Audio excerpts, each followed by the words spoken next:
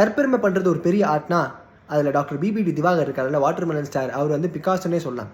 ஏன்னா acting class பற்றிலாம் ஒரு டிஸ்கஷன் வந்து இந்த டைனிங் ஹாலில் போயிட்டு இருக்கும் போது, ஆக்டிங் கிளாஸ்லாம் வேஸ்ட்டுமா, அதெல்லாம் எதுக்கு போய் என்னை பார்த்தோன்னு வச்சுக்கோங்க, நான் பாட்டு ஒரே அடின்னு அடித்து வீடியோ போட்டு மக்களுடைய ஆதரவுனால இங்கே வந்திருக்கேன்.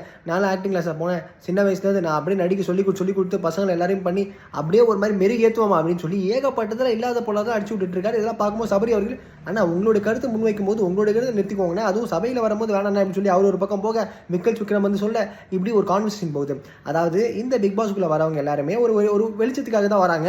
ஆனால் இவர் நான்லாம் அதெல்லாம் அப்பயே பார்த்துட்டோமா அப்படின்ற ஒரு தெனாவட்டில் வரும் நாட்களில் வந்து பார்க்கும்போது கொஞ்சம் ஏறுதோ.